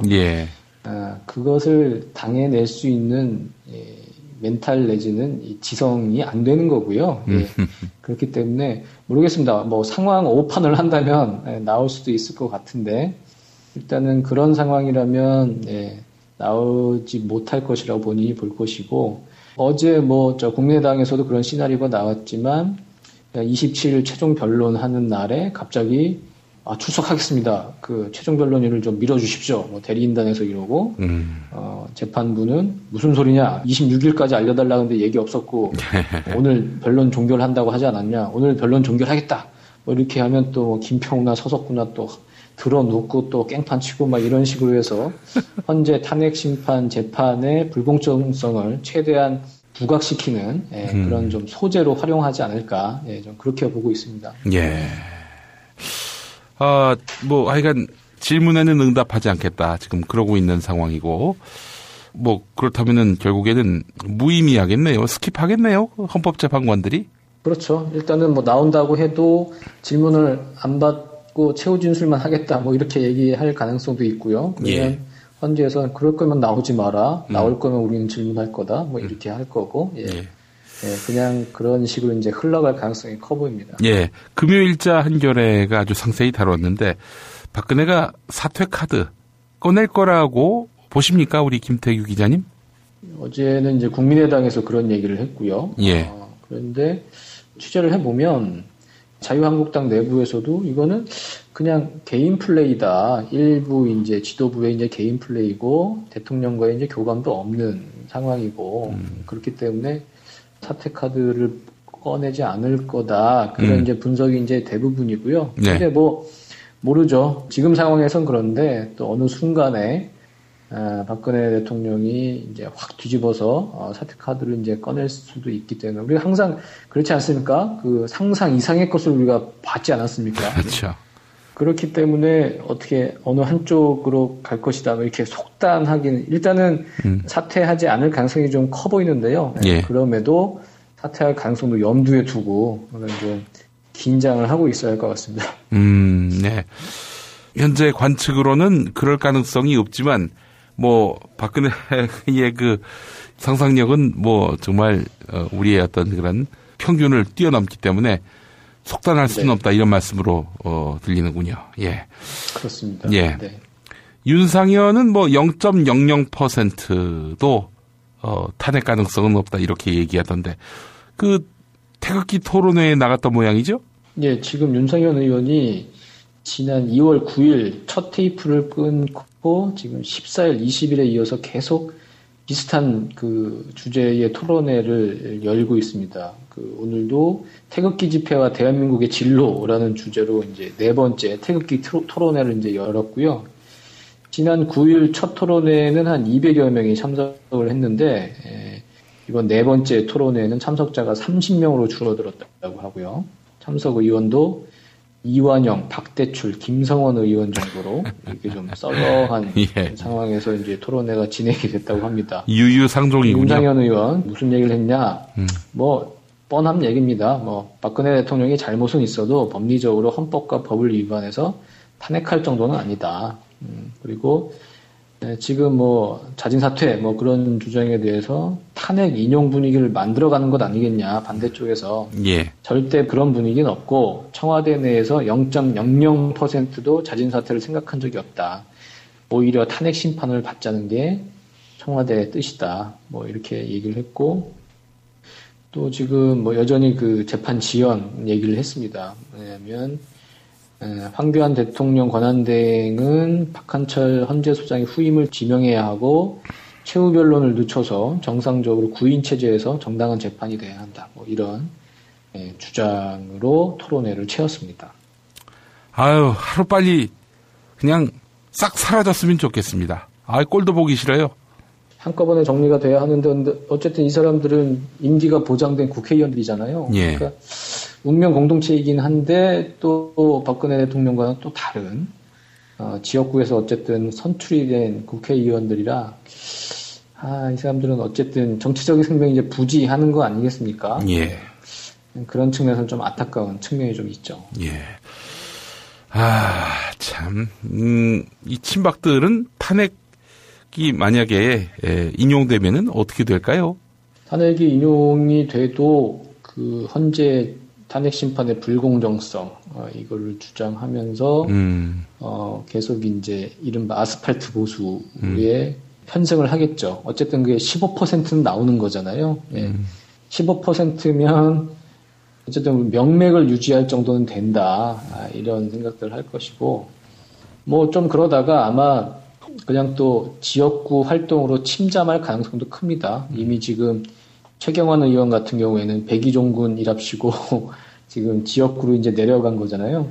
서청원 의원도 지금 중앙무대에서 보이지도 않죠. 지금 뭐 윤상현 의원 뭐 이런 사람 뭐 마지막 의리 정도로 지금 이렇게 해주는 것 같은데 아마 탄핵이 인용이 되고 박근혜 대통령이 그 권좌에서 내려오면 초반에는 이제 막 또 뭐 부당함 뭐 이런 걸 이제 주장을 하다가 예. 결국에는 이제 본인이 살 길이란 게 뭔가요? 다음 총선에서 또 당선 재선 아니겠습니까? 예. 결국 그렇게 그냥 지역 정치인으로 몸을 숨겼다가 또 후위를 도모하지 않을까 싶습니다. 알겠습니다. 자, 다음 이야기 또 해보면 바로 언니가 보고 있다. 제가 정말 열심히 듣고 있고요. 우리 언니가 보고 있다의 주요 내용 중 일부를 월요일 김용민 브리핑 1부에서 소개하고 있습니다. 감사합니다. 예, 현장 취재 기자들의 생생한 이야기들 너무 듣기 좋고요. 특히 더 정치도 열심히 듣고 있는데 우선 그 언니가 보고 있다 이전에 더 정치에서 그야말로 깽판이 된 오늘의 현실을 면밀하게 짚어주셨던데 어떤 얘기들을 나누셨습니까? 어제 더 정치에서는 이제 안희정 지사의 어떤 선의 발언, 선의 발언과 박근혜 대통령의 이제 자진 사퇴 가능성 뭐 이런 것을 이제 짚었습니다. 예. 더 정치에서는 일단 안희정 지사는 왜 그럴까 그런 발언이 사실 말실수는 아니었던 것 같아요. 본인이 그 발언과 관련해서 철회한 게 아니니까요. 그렇죠. 예. 그래서 보면 안희정 지사가 처음에는 이제 대학교에서 이제 반미 청년회라는 그 운동단체 운동권 학생이었죠. 예. 그런 데서도 뭐 활동을 하긴 했지만 상당히 그런 이제 살림살이를 이제 많이 봤대요. 2002년 대선 노무현 캠프에서도 그랬고, 그리고 노무현 대통령 당선 직후에 재벌 총수들, 정경련 회원사 회장단들 이제 만나기도 하고요. 그러니까 그런 어떤 그 살림살이를 이제 좀 하면서 그 철학이 좀 실용적으로 바뀌었다는 거죠. 현실, 실현 가능성 막 이런 걸 따지게 되고 그렇기 때문에 지금 이게 상당히 오래전부터 켜켜이 쌓아온 그 사람의 어떤 철학이 됐다. 이른바 중도, 실용, 뭐 이런 것들, 통합, 뭐 이런 것들. 그런 것이 지금 이렇게 이제 나타나는 것이고, 어쨌든 이건 상당히 좀 파문이 컸고, 잘못을 했을 때 정치인은 바로 잘못했다고 이제 납작 엎드려야 하는데, 안희정 지사는 좀 버텼다. 그런 점에서 버티다가 조금 좀 밀려서 좀 사과를 한 측면이 있고, 그런 점에서 좀 이번에 점수가 깎인 측면이 있다. 뭐 그런 얘기를 나눴고요. 더 정치에서는 그런 얘기를 했고, 박근혜 대통령의 자진 사퇴 가능성에 대해서는 뭐 그럴 가능성이 이제 별로 없지만 어쨌든 이제 이런 얘기 나오는 것 자체가 좀 개탄스럽고, 어쨌든 판을 깬다 뭐 이런 게 누구 머리에서든 나오니까 뭐 이런 시나리오가 이제 돌아다닌 거 아니겠습니까? 그렇기 때문에. 안희정 지사가 이제 선의로 다 본다고 했지만 선의를 얘기하기는 아직 이르고 아직은 우리가 분노를 절제해야 할 때도 아직은 아니다. 그런 결론을 더 정치에서 내렸습니다. 언니가 보고 있다 내용도 소개해 주시죠. 언니가 보고 있다에서도 박근혜 대통령의 어떤 자진 사퇴, 자유한국당 내부 분위기 뭐 이런 얘기를 좀 들었어요. 그래서 일단은 현장 기자들도 그럴 가능성이 좀 적다. 그렇게 얘기를 했는데, 지금 박근혜 대통령의 생각과 가장 일치해 보이는 정치인이 누구라고 보세요? 지금 자유한국당 의원 중에. 김진태인가요? 맞습니다. 우리 석진환 반장은 김진태 의원을 꼽았습니다. 김진태 의원이 며칠 전에 국회 정론관에 와서 브리핑을 하면서 이 자진 사퇴론에 대해서 얘기를 했죠. 뭐라고 했냐면, 당신들 말이야, 이게 그 탄핵안이 지금 기각될 것 같으니까 그게 무서워서 지금 사퇴하라고 하는 거 아니냐. 지금 이렇게 주장을 했다는 거거든요. 그러니까 김진태 의원 말처럼 박근혜 대통령도 아마 그렇게 생각하고 있을 가능성이 상당히 크다. 지금 사실은 탄핵 소추안이 통과가 되고 난 이후부터 줄기차게 어쨌든 박근혜 대통령의 실드를 치고 보호해 왔던 사람은 사실은 김진태 의원 하나밖에 없지 않습니까? 그 직후부터. 그런 측면에서 박근혜 대통령은 김진태 의원한테 상당한 큰 고마움을 느낄 것이고 두 사람이 교감하는 바가 있을 거다. 공감하는 바가 있을 거다. 그렇기 때문에 김진태 의원의 말이 박근혜 대통령의 생각일 가능성이 크고 그렇기 때문에 자진 사퇴설은 정말로 지금 청와대에서 짜증내고 있는 것처럼 정말 그냥 밖에서 그냥 나오는 얘기일 수도 있다. 그런 얘기들을 했고요. 지금 자유한국당 내부에서는 이런 분위기도 있대요. 그러니까 박근혜가 처절하게 이제 깨짐으로 해서 그게 자유한국당이 이제 반등하는 계기가 될 수도 있다. 이런 이제 기대도 있다고 합니다. 예. 그러니까 탄핵이 인용이 된 다음에 박근혜 대통령이 구속이 돼서 수갑이 채워서 이제 끌려가고 뭐 이렇게 돼서 이제 동정론. 그래서 이제 보수가 다시 한번 결집을 하고 다시 자유한국당에 반등을 하는. 그러니까 이게 자유한국당 내부에서도 사실은 박근혜와의 어떤 관계를 지금 정리를 못한 거잖아요. 임명진 위원장이 들어와서 어떻게 할 것 같더니만 갑자기 이제 돌변을 해서 박근혜를 이제 다 안고 가는 그런 형태로 이제 당명만 바꾼 상황이 된 건데, 자유한국당 내부에서는 어쨌든 박근혜라는 이제 굴레, 멍에를 벗어나야 활로를 찾을 텐데, 예. 그렇지 못해서 상당히 지금 답답해하고 있는 사람들이 있고, 예. 어쨌든 그 계기를 박근혜 대통령 탄핵이나 구속 뭐 이런 거에서 이제 찾을 수 있다고 본다는 거죠. 그리고 지금 여권의 이제 후보들 역학 관계에서는 최근에 무죄 선고를 받은 홍준표 경남지사가 지금 그 여론조사에서 3.3% 그 유승민 의원과 지금 동률이 나왔다고 합니다. 그 단기간에. 예. 그래서 출입 기자들은 홍준표 지사가 뜨면 상당히 좀 걱정이 크다고 얘기를 하네요. 워낙 이게 이슈 메이커, 트러블 메이커여가지고 할 일이 많아질 것 같다는 거죠. 그래서 그런 거 약간 좀 걱정하고 있는 모습도 살짝 이제 비쳤습니다. 아이고, 세결집. 아니 뭘 잘한 게 있어야 세결집을 하죠. 억울하게 당하는 것도 아니고 말이죠. 이런 세결집 이런 얘기 말 자체가 나오는 것이 너무 부끄럽습니다. 사실은. 나쁜 정당은 박근혜가 그렇게 해서 만약에 탄핵되면 같이 피해족이 돼서 정리가 돼야죠. 이게 어떻게 친노하고 그렇죠. 친박하고 같습니까? 근데 어쨌든 이 탄핵안 가결 직후에는 숨죽이고 있던 이른바 보수 세력들이 이제 거리로 나와서 이제 활보를 하고 있는 거잖아요. 15%라는 어떤 그 일정한 이제 퍼센테이지를 점유율을 이제 보이고 있는 것이고, 뭐 거기서 뭐 조금 더 결집되면 뭐 20%, 25% 갈 수 있는 거 아니냐, 뭐 이런 이제 그 기대, 환상 뭐 이런 걸 갖고 있다 보니까 어떻게 해서든 자기네들도 살아야 되고, 박근혜 없는 세상에서 어떻게 명맥을 유지하면서 정당을 이제 유지할 것인가, 뭐 이걸 이제 고민하고 뭐 이러다 보니까 뭐 이런 이제 기상천외한 생각들까지 하는 거죠. 아유, 하여튼 진짜 지긋지긋합니다. 이런 쓰레기 정치, 좀비. 존재할 이유도 없는데 그냥 계속 살아있는, 숨통이 끊어졌나 싶었는데 계속 어떻게 엉겨붙는 이런 정치. 예, 하여간 박근혜 탄핵을 계기로 일소됐으면 좋겠다는 생각을 해봅니다. 예. 자, 김태규 기자님 오늘 말씀 잘 들었습니다. 예, 감사합니다. 두꺼봐 헌집 줄게 직거래다오. 불안한 마음 날려버리고 중개수수료 부담 프리. 웹과 앱에서 두꺼비 세상. 만나보세요. 두꺼비 세상. 정말 맛있다. 이 말 한마디면 모든 게 설명됩니다. 30년 전통 자연의 이로움을 담은 김치. 이담채 김치. 1544-4586 1544-4586.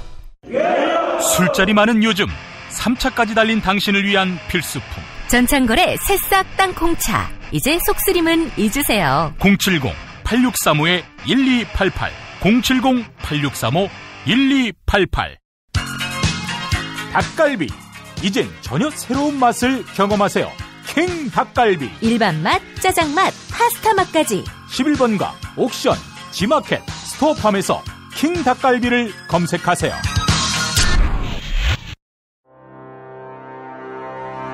뉴스가 쉽다. 뉴스가 즐겁다. 뉴스가 알차다. 왜냐고요? 김용민 브리핑이니까요. 일부에서 주장하는 방송 장악은 그것을 할 의도도 전혀 없고 법적으로도 불가능합니다. 우리 공동체가 꼭 알아야 할 뉴스. 여러분의 뉴스 보좌관 김용민이 챙겨드립니다.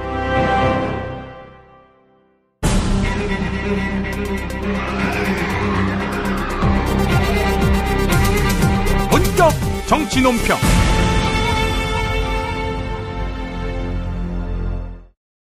구미시 의원 지냈고요. 녹색당 대변인 지냈고요. 지금은 시사평론가로 활동하고 있는 김수민 평론가 만나보는 날입니다. 자, 김수민 평론가님. 안녕하십니까. 공화당의 신동욱 총재입니다. 자유한국당의 김용민 제명 사태를 보니 보수 진영에도 많은 허점들이 보이는군요. 반갑습니다. 똑같다. 이거 진짜 똑같아요. 미리 예고하자면은 정영진 최욱의 불금쇼 이번 주에 저하고 신동욱 총재가 나옵니다. 신동욱 총재는 불금쇼에 많이 나오셨잖아요. 많이 나오셨는데 네. 이번에 같이 만나게 됩니다. 여러분 많이 애청해 주시고요. 우리 김수민 의원, 야, 너무 위협적인데요. 너무 성대모사를 많이 하시네. 예, 제가 가지수라도 좀 늘려야 되지 않을까 생각을. 대체로 좀 실속 없는 정치인들 많이 하시네. 네. 틈새 시장 공약이라고. 그래요. 그렇게 하면 너무 실속이 없어. 좀 유명인들을 많이 하시면 좋겠고, 그 한 5년은 갈 그런 정치인들을 골라서 해야 됩니다. 제가 예전에. 신동욱 총재도 5년은 갈 것이라고 저는 보는데요. 예. 그런데 이제 뭐, 그분이 워낙 아웃사이드에 계신 분인데, 마인드가 논란이 많습니다만은, 정확한, 특출난 분인 것만은 분명해 보입니다. 예. 그 정신세계를 한번 좀 파악해 봤으면 좋겠고, 그래서 맘마이스에 한번 좀 모셔볼까 하는 생각도 갖고 있습니다. 네. 예. 네네. 자, 김수민 전 의원님, 지금 저쪽에서 저렇게 완고하게 버티니까, 뭐, 끝내는 손을 드네요. 예. 그렇습니다. 뭐 또 국회 체계 자체가 여야 합의 없이 아무것도 안 풀리게 그렇게 돼 있는 측면이 있는데, 그래도 좀 기회가 왔을 때 야무지고 독하게 밀어붙여야 되는데, 네. 새누리당이 했었던 거에 반만 했어도 이렇게 무력하게 끝나진 않았을 텐데, 예. 사실 화도 많이 나고 오죽하면 제가 2월 27일이 지금 헌법재판소에 대통령 포함해서 최종 변론이잖아요. 예. 그날 박근혜 씨가 솔직히 나올 것 같진 않은데, 제가 어떤 상상을 하게 되냐면 박근혜가 나왔어요. 폼을 재면서 별 할 얘기도 없으면서 나왔는데 헌법재판관들이 들어보고 우린 다 준비됐다. 들어보니까 별 얘기도 없고 탄핵을 인용하겠다. 그 자리에서 판결을 하는 겁니다. 그리고 박근혜가 굉장히 당황을 해서 헌재를 나가겠죠. 허둥지둥 나갈 때 특검이 와가지고 박근혜를 체포하는 네, 이런 상상까지도 하게 됩니다. 예. 그냥 화가 나서. 양반 정말 큰일 날 양반이네. 평론계의 신동욱으로 제가 앞으로 칭하겠습니다. 예.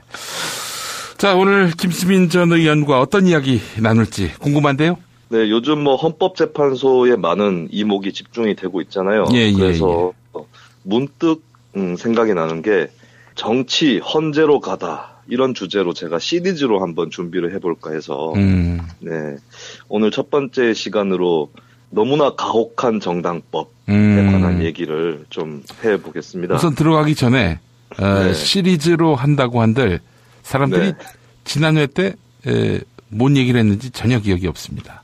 그런 점은 좀 감안하시고 말씀하시면 좋겠습니다. 예. 그게 하나하나의 편으로 가치가 있고요. 예, 시리즈라고 안 들어도. 예. 알겠습니다. 시리즈라고 하지 말고 그냥 해. 그러니까 한마디로 얘기해서. 예, 이게 여의도에서 뺨 맞고 안국동에서 하소연하는 이런 사례가 많아서. 그렇죠. 네. 제가 연재가 가능한 이런 주제가 되겠습니다. 예. 얼마 전에 저희가 함께하고 있잖아요. 국민TV 뉴스K 라이브. 9시 노지민입니다 해서. 예. 얘기를 하다가 갑자기 주제가 새서. 예. 김용민 PD님하고 같이 지방정당, 지역정당에 대한 얘기를 한 적이 있었습니다. 그렇습니다. 예. 예. 기억나시죠? 예. 해외에서는 실제로 특정 지역에서 활동하고 설립되는 정당이 가능한데요. 많이들 아실 겁니다. 미국의 버니 샌더스. 네. 무소속 사회주의자 국회의원이었는데 이쪽하고 함께하는 지역의 동지들이 버몬트 주에서 버몬트 진보당이라고 하는 지방정당을 만들어서 활동을 하고 있습니다. 예. 근데 이런 게 우리나라에서는 허용이 안 되어 있죠. 예전에 사실 민주당 원혜영 의원실에서 관심을 가지셔서 녹색당이랑 같이 2015년 초에 토론회를 한번 가진 적이 있고요. 원 의원이 그때 입법에 들어가시긴 했었어요. 지방정당을 직접적으로 허용하는 건 좀 무리인데 우회적인 방법으로 선거법을 건드려서 유권자 단체를 결성해서 지방선거 후보를 추천할 수 있는 그런 법안을 원혜영 의원이 발의를 하셨어요. 그때 좀 파격적이었던 거는 이제 시군구도 아니고 동네 차원에서도 만들 수 있는 그 정도였는데 물론 19대 국회 폐회와 함께 자동 폐기된 수많은 법안 중에 하나였습니다. 예.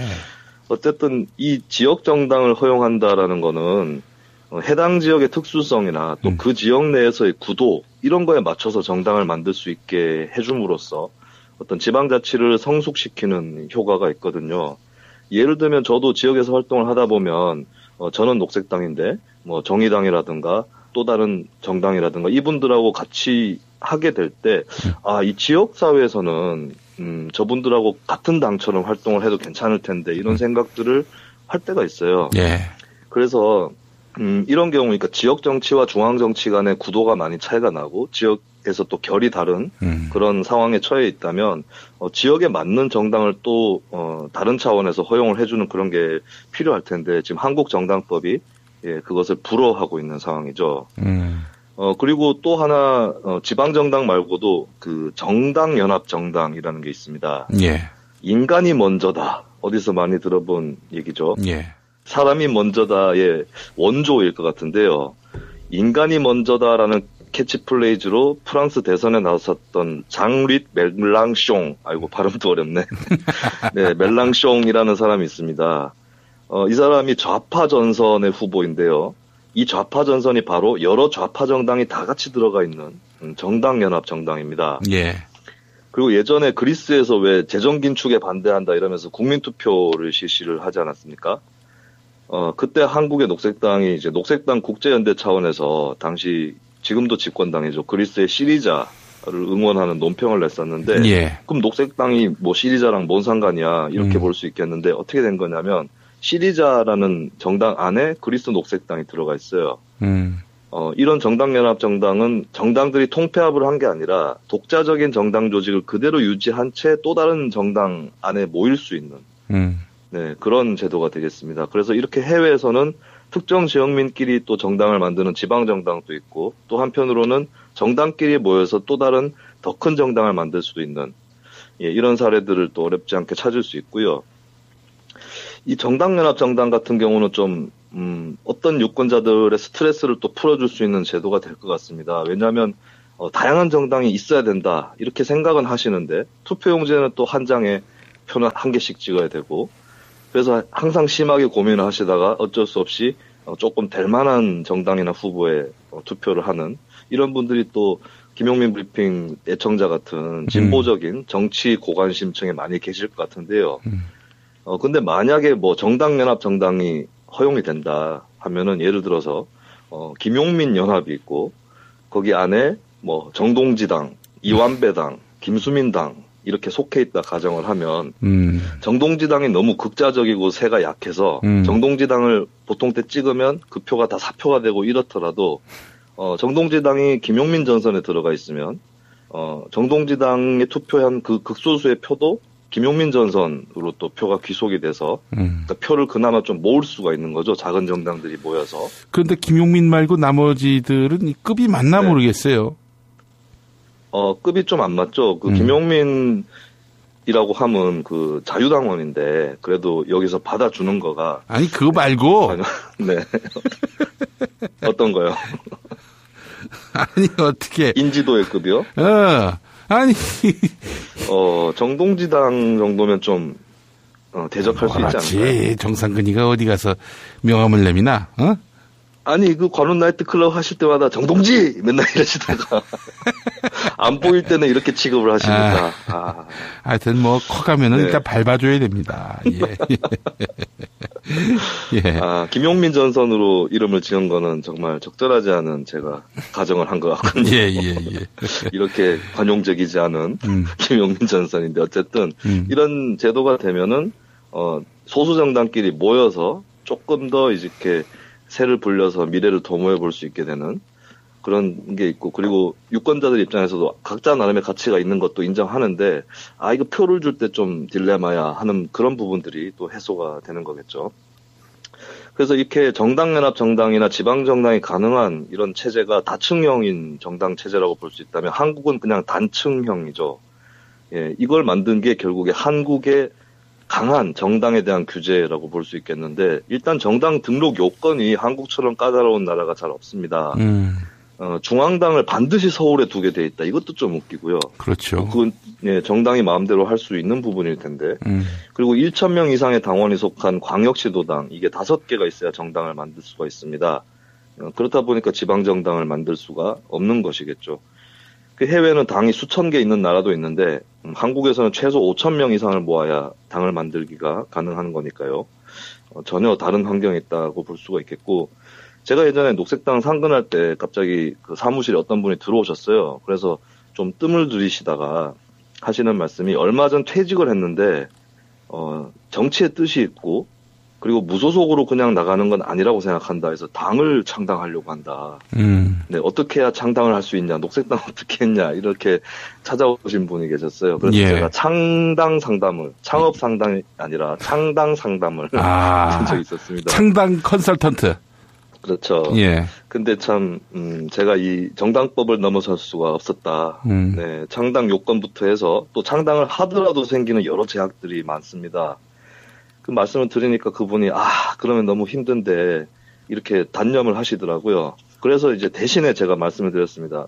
같은 소수정당으로서 이 정당법의 문제라든가 이런 걸 헌법소원으로 또 장벽을 깨기도 하고, 그런 노력을 하고 있다. 그래서 저희가 더 열심히 할 테니까 본인이 만드시려는 당을 만드실 수 있도록 환경을 조성할 테니까 그 전까지는 녹색당을 찍어 주십시오. 이렇게 예, 얘기를 해서 거기까지 약속받았던 그런 기억도 있는데요. 하여튼 이 기성정당들은 이런 규제를 굳이 깰 생각이 없어 보입니다. 자신들은 이미 뭐 다 적응해서 큰 불편 없이 살고 있고 그렇기 때문에 스스로 입법해서 바꿀 생각을 안 하고 있는 거고요. 그러다 보니까 이제 규제를 바꾸기 위해서 그 국회의원이 없는 그런 정당들은 결국에 헌법재판소를 가는 그런 상황들이 많이 벌어집니다. 저도 예. 뭐 헌법재판소 앞은 단골로 방문하는 사람이기도 했었고요. 창당 요건도 까다롭지만 예전에는 그 당을 지키는 것도 힘들었던 게 총선 비례대표 득표율이 2% 미만인 경우에 정당 등록이 취소가 돼버립니다. 그리고 당명도 다음 총선까지 바꿔야 됩니다. 동일한 것을 못 쓰게 돼 있거든요. 그래서 녹색당도 2012년도에 울며 겨자 먹기로 녹색당 더하기 이렇게 바꿨어요. 당 이름이 녹색당 더하기? 네, 그래서 당을 더해야 된다 이런 취지였는데 우리는 등록이 취소됐지만 당을 더해야 돼 해서 녹색당 더하기라고 바꿨어요. 예. 근데 헌법 소원을 냈죠. 당명을 찾기 위해서. 근데 이 조항들이 1980년에 그 국보위, 국가보위 입법위원회에서 처음 도입했던 겁니다. 이 국보위 자체가 독재기구고 위헌적이고 초법적인 기구 아닙니까? 이런 기구에서 만든 법을 민주화 이후에도 유지를 하고 있었던 거죠. 그래서 당시에 녹색당, 진보신당, 청년당 이렇게 같이 헌법소원을 냈었는데요. 이 중에 청년당은 재창당을 안 했고 녹색당하고 진보신당만 재창당을 했고 또 진보신당은 나중에 이름을 노동당으로 바꿔서 당명 찾기는 안 해도 되는 상황이었습니다. 예. 그래서 녹색당만 남은 상황이었는데 그때 슬슬 2014년 지방선거가 다가오고 있었거든요. 마음이 바쁜 거예요. 왜냐하면 녹색당이 원래 녹색당 더하기로 했던 취지는 그 기호로 더하기 이렇게 붙이려고 했던 거예요. 기호로 더하기라고 붙이면 읽을 때 자연스럽게 그냥 녹색당이라고 읽게 되는 그런 효과를 노린 건데 선관위에서 녹색당 더하기 6글자로 그냥 접수를 해버린 겁니다. 네, 그래가지고 투표용지에 그렇게 나오면 6글자 당명 좀 별로잖아요. 그래서 좀 마음이 바빴었는데 이게 이제 그 예전에 사회당이라고 있었습니다. 그렇죠. 예, 나중에 진보신당이랑 통합해가지고 지금 노동당으로 이어지고 있는데 사회당에 계셨던 분이 그러시더라고요. 우리도 총선 때마다 맨날 등록 취소되니까 예, 한국사회당으로 바꿨다가 희망사회당으로 바꿨다가 다시 사회당으로 바꿨다가 예, 그러면서 우리도 무수하게 헌법소원 해봤다. 예. 근데 그거 잘 안 된다. 이런 말씀을 하시더라고요. 예. 그래서 저도 이거 헌재에 가면 질 것 같고 어차피 이름은 바꿔야 되는데 뭘로 바꿔야 되나 이런 고민을 계속 했었습니다. 그러다가 2014년 2월에 판결 결과가 나온다 이래가지고 헌재를 제가 갔었는데요. 여담이지만 제가 그날 이정미 재판관이라는 사람을 처음 알았습니다. 판결하다 보면 여러 가지 사안들을 판결하는 걸 듣게 되는데 대충 들어봐도 진보적인 소수 의견을 많이 내시는 그런 재판관으로 보이더라고요. 아, 이정미 현 헌법재판소 소장 권한대행이. 그렇죠. 예. 그래서 좀 인상 깊게 봤던 기억이 있고요. 그런데 또 통합진보당 해산 때는 그분 또 인용 판결을 내렸다. 그 점은 되게 의외였어요. 아무튼 그날 판결 결과는 놀랍게도 헌재가 전원 일치로 위헌 판결을 내렸습니다. 그러니까 정당이 총선 비례대표에서 득표가 저조해도 조항에 따라서 등록 취소가 되고 당명도 다른 걸로 바꿔야 되는 이 조항의 위헌 판결이 내려진 거죠. 저희가 제기했던 그 사유를 받아들인 건데 총선 득표율이 저조하다고 해서 등록을 취소하고 동일 당명도 다음 총선까지 못 쓰게 하는 거는 정당 설립의 자유를 규정한 헌법을 위반하고 있다라는 지극히 원론적인 판결을 헌재에서 그 당시에 내렸었고요. 그리고 정당의 위헌성을 확인한 경우가 아니면 정당 설립의 자유를 헌법이 두텁게 보호하고 있다. 등록 취소 조항이 없어도 다른 장치를 통해 어떤 정당은 배제될 수 있다. 그리고 등록 취소 조항 때문에 군소정당 경우에 총선은 피하고 대선과 지방선거만 출마하는 그런 기형적인 쪽으로 정치를 할 수도 있는데 이게 바람직한 거냐. 이런 판결을 그러니까 헌법소원을 제시한 사람들하고 거의 똑같은 의견으로 그것도 전원일치로 헌재가 또 판결을 내려줬습니다. 좀 기대 이상의 결과였는데 근데 솔직히 좀 이런 생각은 들더라고요. 그날 판결 말고도 또 헌재 일정이 있었는데 통합진보당 해산 청구 심판 변론이 있었던 날이었습니다. 그래서 제가 그냥 이런 생각이 들더라고요. 혹시 이게 통합진보당은 해산을 시키려고 하는 건가? 그래서 그 반대급부로 군소정당들 문턱을 낮춰주는 거는 예전에 계속 합헌 판결 내렸던 것도 위헌 판결 내린 건가? 이런 느낌까지도 좀 들더라고요. 그래서 약간 찝찝한 생각은 들었었는데 나중에 보니까 저처럼 생각했던 사람들도 많았고, 예. 또 결국에는 그 통합진보당이 해산됐습니다. 그래서 딱히 근거는 없지만 왠지 통합진보당이 희생시켜서 이런 결과가 나온 건 아닌가 그런 생각이 또 요즘에도 가끔씩 들 때가 있습니다.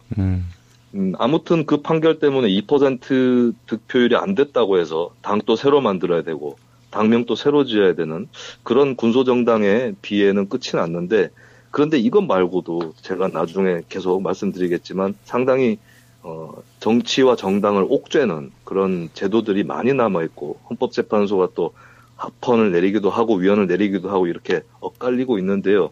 어쨌든 이런 소수정당, 정치신인, 돈 없는 사람, 몸으로 뛰는 세력 이런 세력이 활동을 잘 할 수 있도록 문을 열어주는 그런 제도가 헌법재판에 의존하지 않고도 만들어지는 그런 상황이 빨리 왔으면 좋겠다라고 생각이 듭니다. 그래서 오늘 여기까지 말씀을 드리고 헌법재판과 정당 나중에 또 계속 얘기를 이어가도록 하겠습니다. 예, 아이고 참 우리 사회의 그 정당이 이념에 따라서 선택받는 그런 상황이 온다면 얼마나 한국 정치가 수준이 높아져 있겠습니까?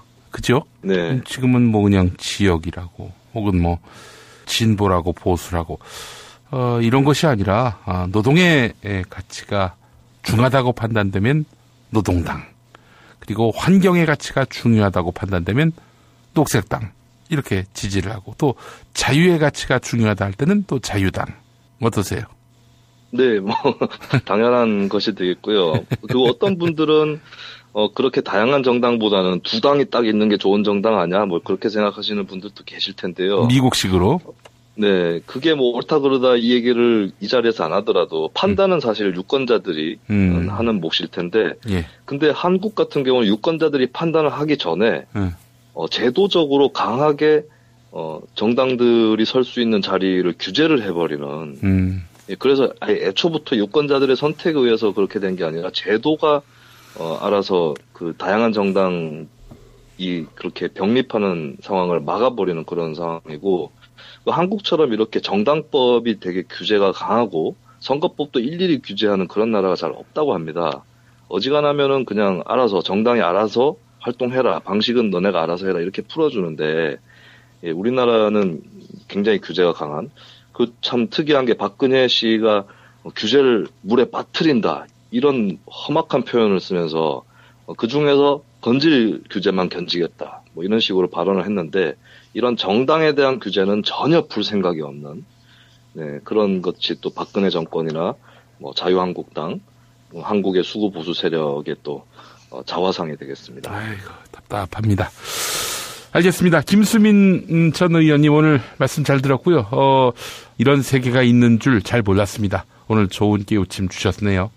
네, 계속해서 또 앞으로 네, 헌법재판소에서 겪은 이야기들 포함해서 정치제도에 대한 얘기들 또 나눠보도록 하겠습니다. 예, 수고하셨습니다. 예, 감사합니다. 이 락스가 네 락스냐? 예, 산신령님. 이 알콜솜도 네 알콜솜이냐? 네. 그럼 이 탈취제도? 네, 다 제 거예요. 야, 잠깐만, 뭘 그렇게 많이 쓰냐? 에이, 이 정도는 써야 안전하죠. 살균 소독 여러 번 하지 마세요. 냄새 없는 살균수 클린비아트가 안전하게 당신을 지켜줍니다. 지금 딴지마켓에서 클린비아트를 만나보거라. 인터넷으로 클린비아트를 검색하세요. 안녕하세요. 조광래 중고차 돌아온 오늘의 한마디. 하얀 눈 내리는 날 어디선가 예쁘게 새소리 들려오고 내 마음에 흐르는 시냇물 소리. 이혜인 수녀님의 눈꽃 노래 중에서였습니다. 조광래 중고차의 대표 번호는 1800-9538. 고맙습니다. 생활인을 위한 꿀팁. 집 두 채에 월 10,000원 화재보험 카페. 화재 배상, 심지어 도난 피해까지. 여기에 더해 가전제품 고장 수리비까지. 우와, 우리 집 말고 부모님 집까지 두 집에 월 10,000원이라고요? 식당, 노래방, 임용실 같은 상가와 숙박업소, 사무실, 공장, 창고, 목조주택까지 모든 업종의 화재보험과 배상 책임보험도 상담해드립니다. 02849-9730. 연중 무휴라 언제든 02849-9730. 네, 월 7,000원 운전자 보험, 월 10,000원 화재 보험. 네, 우리 김승범 대표님 연결해 보겠습니다. 김 대표님. 네, 안녕하세요, 선생님. 예. 제가 이제 실손보험을 이제 어떻게 하면 우리가 좀 오랫동안 유지하시고 뭐 큰 어떤 보험료에 대한 부담 없이 가입하실 수 있는 요령이랄까 이런 거를 제가 몇 가지 설명드리면, 첫 번째, 우리가 실손보험을 가입할 때 예. 그 설계사들이 이제 그런 얘기를 합니다. 아, 이거 만기 때 환급을 받기 위해서 적립보험료를 좀 넣는 게 좋습니다. 이제 이런 얘기를 많이 합니다. 예. 그럼 예를 들어서 내가 한 2만 원에 가입할 수 있는 보험을 만기 때 돌려받기 위해서 한 4만 원, 5만 원에 이렇게 가입하시는 경우도 있습니다. 예. 예, 근데 이게 실손보험은 아시다시피 만기가 요즘 실손보험은 다 100세가 만기입니다. 예, 우리가 환급금이라는 건 5년 후, 10년 후의 얘기인 것이지. 예. 한 80년 후, 70년 후에 환급을 받자고 내가 돈을 좀 더 내는 거는 부담이 좀 될 수 있습니다. 예. 예, 그래서 가급적 소멸형 보험으로 가입하시는 게 조금 더 오랫동안 유지하실 수 있는 예, 그런 방법이다라고 좀 말씀을 드리고 싶고요. 예. 그 두 번째는, 어떤 분은 내가 실손보험에 가입하는데 여기다가 어마어마한 특약을 많이 넣습니다. 암진단금도 넣어야 되고, 입원 일당도 넣어야 되고, 치매도 넣어야 되고, 수술비도 넣어야 되고, 그러다 보니까 너무 많은 보험료를 납부하게 되는 겁니다. 근데 이게 한 몇 년이 지나니까 보험료가 인상되니까 내가 이걸 언제까지 유지할 수 있을까 이런 걱정이 드시는 분이 많이 있는데요. 사실 실손보험은 그 자체만 가지고도 내가 낸 병원비를 돌려주는 보험이기 때문에 너무 많은 특약을 넣어서 보험료가 너무 비싸게 시작을 하시면 예. 갱신할 때 상당히 힘들어집니다. 예.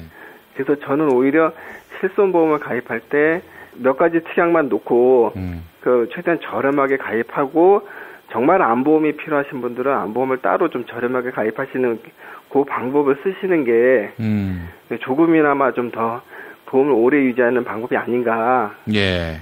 네, 그렇게 좀 생각이 되고요. 예.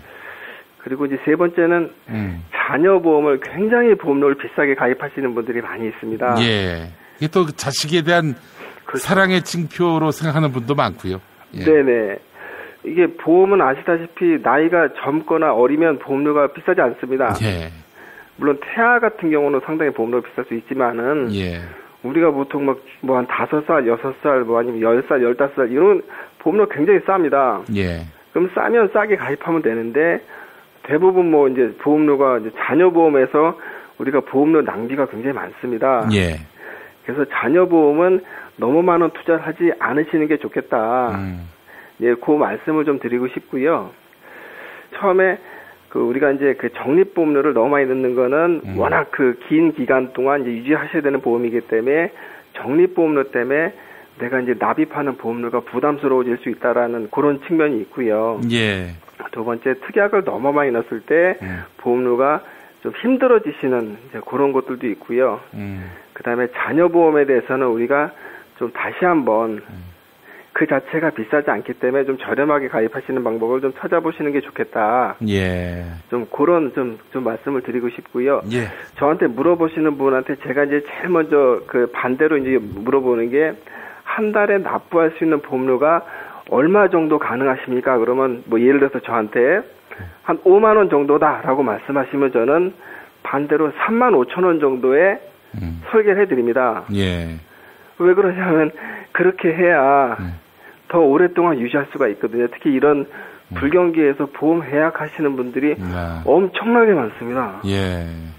가끔 생각해 보면 보험사가 보험료를 받아서 어떤 돈을 버는 것보다는 해지 환급금이 이제 고객들 입장에서 큰 손해를 보거든요. 다음 시간에 제가 자영업 하시는 분들한테 꼭 필요한 그 사례와 그런 보험을 좀 안내하는 시간을 좀 갖도록 하겠습니다. 예, 알겠습니다. 김승범 대표님 고맙습니다. 네, 감사합니다, 선생님. 예. 6살 하늘이 밥을 잘 안 먹어요. 그런데 이때 택배입니다. 연지연 곰탕이 배달됐어요. 직접 도끼로 팬 장작불 위에 한우 사골과 도가니를 가마솥에 한가득 넣고 24시간 끓인 진구. 연지연 곰탕이 하늘이 입에 들어가는 순간 맛있다. 엄마 한 그릇 더 주세요. 조미료 같은 첨가물이 전혀 들어가지 않아 엄마의 기쁨은 더하답니다. 7팩 이상 무료 배송합니다. 주문 전화는 010-7252-1114 010-7252-1114. 오늘을 읽는 책, 문학평론가인 국민대학교 국문학과 정선태 교수와 함께합니다. 정선태 교수님 만나겠습니다. 교수님.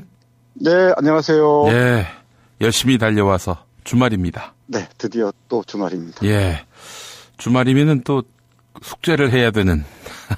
그러게 말입니다. 벌써 그게 17째 주가 됐어요.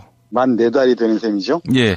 그리고 이제 다음 주가 이제 사실상 마지막 촛불이 되지 않을까 싶은데 그 다음 주가 18번째 주가 되고요. 그 18하고 참 인연이 깊은가 봐요. 글쎄 말입니다. 그 탄핵 심판도요. 회의를 총 18번 했습니다. 아, 그렇군요. 정말 기이한 인연이네요. 예. 자, 하여간 이런 시대를 우리가 살고 있는데 뭐 지금이야 고되지만은 나중에 또 돌이켜보면은 참 재미있는 시대를 살았다라고 웃으면서 회고했으면 좋겠습니다. 네. 그 재미라기보다는 정말 의미 있는 현장을 우리가 두 눈 뜨고 정확하게 지켜봤다라고 기억하겠죠. 그 정도가 아니죠. 우리가 역사의 물줄기를 트지 않았습니까? 네. 끝까지 긴장의 끈을 놓지 않아야 할 것 같아요. 예. 그러면서 쉽게 용서해 주어서는 안 된다라는 마음도 갖고요. 네. 오늘 시가 있는 금요일입니다. 예. 지난주에 광화문에 갔다가 예. 시집을 몇 권 샀어요. 예. 광장에 나오신 분들이 이렇게 판매하는 그 중에 한 권입니다. 천만 촛불 바다라는 시집입니다. 이 촛불혁명 기념 시집이라고 찍혀 있고요. 고은 선생과 신경림 선생을 비롯해서 59명의 시인들이 촛불혁명과 관련한 시를 모아놨습니다. 예. 대단합니다. 아마 문학사에서 아마 기념비적으로 남을 것 같아요. 그럴 정도입니까? 네, 제가 보기에는 어떤 촛불혁명을 기념해서 60여 명의 시인이 하나의 주제를, 하나의 테마를 두고 한 권의 시집을 이렇게 발간했다는 것은 문학사에 대단히 의미 있는 기록으로 남을 것 같습니다. 예. 이 1000만 촛불 받아라고 했는데 1000만이 넘었죠. 그럼요. 1300만, 예. 내일 가면 1500만이 넘을지도 모르겠네. 예. 뭐 숫자 그렇게 중요하지 않을지 모르지만은 정말 의미 있는 역사적 현장의 기록이라고 얘기할 수 있을 것 같습니다. 이 시집에는 아주 놀랍게도 저 뒤에 부록처럼 블랙리스트에 오른 사람들, 문화예술인들의 명단이 빽빽한 글씨로 약 50페이지에 걸쳐서 적혀 있습니다. 이것만도 한 시대의 어떤 문화의 고통의 시간들을 보여주는 것 같습니다. 예. 예, 이 시집에 정말 좋은 시들, 촛불혁명과 관련 좋은 시들이 많이 있습니다. 뭐 마음 같아서는 다 읽어드리고 싶은데 몇 편만 읽어드리겠습니다. 예. 혹시 내일 광장에 나가면은 이 책을 구할 수 있을지도 모르겠습니다. 많이 관심 기울여 주시기 바라면서 몇 편 읽어드리겠습니다. 첫 번째는 나종영 시인이 쓴 들불이라는 시입니다. 예. 읽어보겠습니다. 세상을 불태워야 새로운 세상이 온다. 불망울이 돌리며 들판을 달리던 그리운 얼굴아. 달집을 살라 이웃의 안녕을 빌던 마음 선한 사람들아. 새로운 새벽을 위하여 너는 밑불이 되고 나는 숯불이 되자. 너와 나 우리 어깨를 기대고 어두운 세상 꺼지지 않는 광장의 촛불이 되자. 세상을 바꾸는 횃불이 되고 요원의 들불이 되자. 불꽃은 타오르고 강 건너 휘영청 둥근 달이 떠오른다. 동트는 산마루 넘어 뜨거운 바람이 분다. 새벽은 세상을 불태우고 지나간 들불의 화엄 잿더미 속에서 온다. 우리 모두 역사의 촛불을 들자. 어떻습니까? 예. 우리 모두 역사의 들불이 되자. 또 마무리되는데, 예. 네. 제가 뭐 여러 차례 말씀드리지만, 낡은 세상, 온갖 부패와 타락으로 얼룩진 세상은 불태우지 않고서는 새로운 세상으로 나아갈 수가 없을 겁니다. 큰 산불이 나면은 그 자체로는 좀 불행스러운 일이긴 하지만 그것이 또 새로운 나무를 자라게 함으로써 자연을 리프레시하는 그런 긍정적인 효과도 있다라는 이야기를 어디서 들었던 기억이 납니다. 네. 그것도 그렇고 태풍도 그렇죠. 예. 태풍이 어떤 재난처럼 올 때도 있지만 태풍이 한번 쓸고 가야 바닷물도 움직이고 예. 그 안에서 여러 대사가 일어난다고 하잖아요. 예. 역사를 뒤집는 이런 현장이 있습니다. 이 현 세상을 태우지 않으면 새 세상으로 나아갈 수가 없다는 시인의 목소리가 쟁쟁합니다. 예. 그리고 어제 오늘 우리가 보고 있듯이 저들의 폐악질들 보십시오. 생떼들. 좀 끝간들은 모릅니다. 테러를 아무렇지도 않게 내뱉어도 움쩍도 하지 않는 저 세력들 한번 보십시오. 저기 그걸 김용민이가 얘기했으면은 난리 났죠. 우리 김 PD뿐이겠어요? 우리 김용민 브리핑에 참가한 이 세포들 다 사라졌겠죠. 어떻게 보니까. 가루가 되죠. 예. 네. 그랬을 겁니다. 결국은 믿을 건 나밖에 없습니다. 우리밖에 없습니다. 시민들의 힘밖에 없습니다. 그 상징을 우리는 촛불이라고 얘기할 수 있을 것 같습니다. 한 편 더 볼까요? 박설희라는 시인이 쓴 시가 제 눈에 들어왔습니다. 그 모든 것이 한개 촛불 앞이었다라는 시인데요. 비교적 신인에 속하는 시인인데 한번 읽어보겠습니다. 붓과 펜을 닮았다. 새의 불이와도 비슷하다. 상부의 끝에서 불꽃이 켜지는 것은 꽃과 닮았다. 불 중에서 순한 불이다. 몸통과 심지가 가진 것의 전부. 성경과 불경과 코란을 비추던 성스러운 불이다. 손바닥이 촛불을 감싸고 있지만 몸을 덮이는 게 아니라 마음을 덮인다. 그 모든 것이 한개 촛불 앞이었다. 음산한 숲, 얼어붙은 길, 도시의 카페, 소크라테스의 책상 위에서, 몽테뉴, 칸트, 소로우, 바슐라리 책상 위에서 프랑스 혁명의 전야에도 촛불은 타올랐다. 누구나 촛불을 들 수 있다. 광장에서 그것은 한꺼번에 개화한다. 눈 덮인 들판, 구불거리는 도로, 발이 빠지는 진창, 어떤 길을 걸어왔든 촛불을 들고 촛불이 되어 결기 어린 심지를 지닌 반투명의 얼굴. 그 모든 것이 한개 촛불 앞이었다. 몸을 관통하는 심지 하나 심장에 불을 꺼낸다. 어두운 광정에 뜨거운 별 돋아난다. 이렇게 마무리됩니다. 예, 광장에서 촛불을 보면서 촛불의 의미들을 되새긴 아주 썩 괜찮은 좋은 시라서 여러분들에게 읽어드렸습니다. 예. 여러분들의 마음이 촛불의 형상으로 타오르고 있다고 얘기할 수 있겠죠. 시인의 말을 빌자면. 예. 네, 그렇게 여러분들의 마음들이 타오르고 있습니다. 예. 어떻습니까? 좀 한 편 더 읽어드려도 되겠습니까? 그럼요. 우리 김 PD가 좋아하시면. 예, 좋아합니다.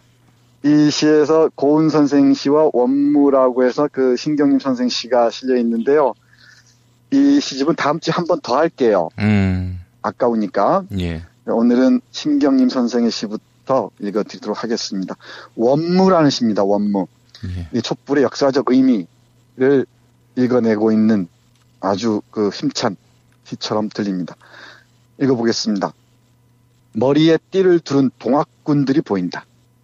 대한독립 만세를 외치던 치마저고리 여학생들도 보인다. 부정선거 다시 하라.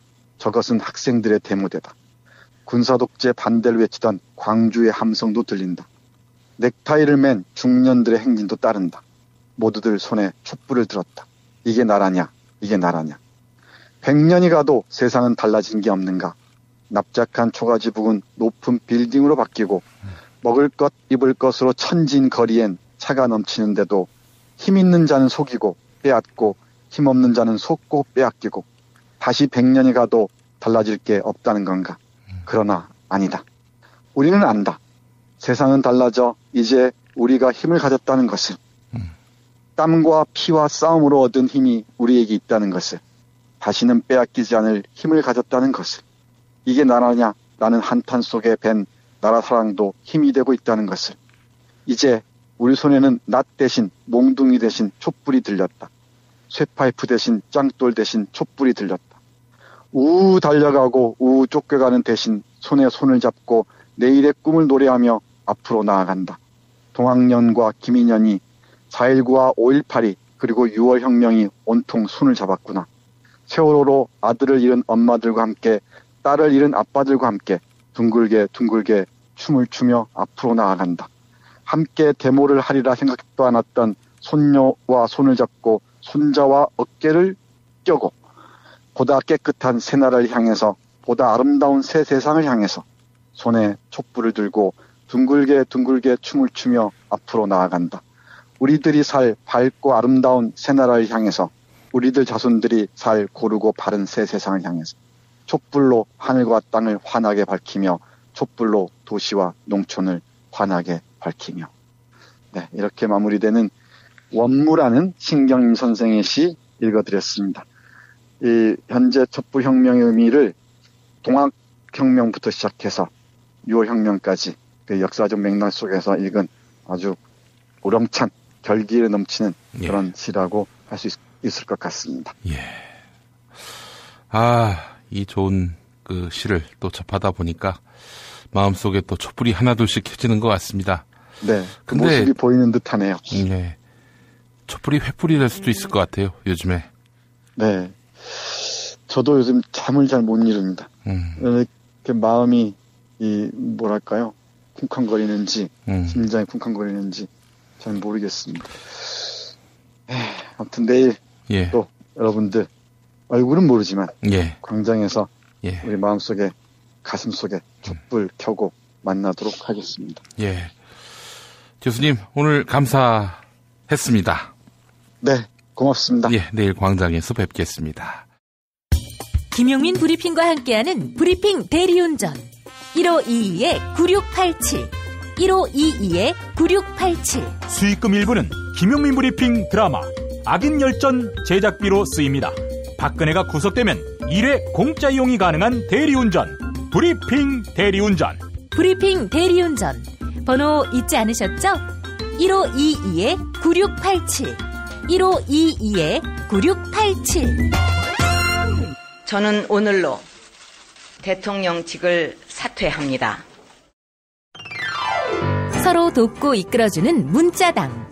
문자당이 문자당 샵을 열었어요. 중소상공인과 농업 생산자들을 위한 큰 장터. 아니 몇 개라고 그랬어? 2개, 3개. 남았으니까 그냥 서비스 하나. 하나는 공짜. 농민회와 여성연대 같은 사회단체들이 추천하고 문자당이 엄정하게 검증한 상품과 서비스를 온라인으로 판매해서 수익금의 일부는 각 단체에 기부하는 장. 협동, 자조, 상생회, 진보 열린 장터, 문자샵.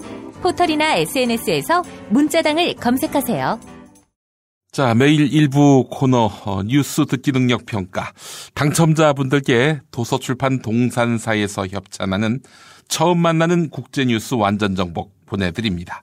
처음 만나는 국제뉴스 완전정복. 저자는 바로 저 김용민입니다. 김남영 작가와 함께 집필하고 캐리커처 제 아들이 했습니다.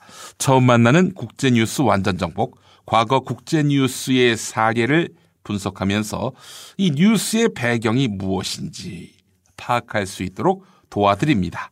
국제뉴스의 길잡이 역할을 하게 될 처음 만나는 국제뉴스 완전정복.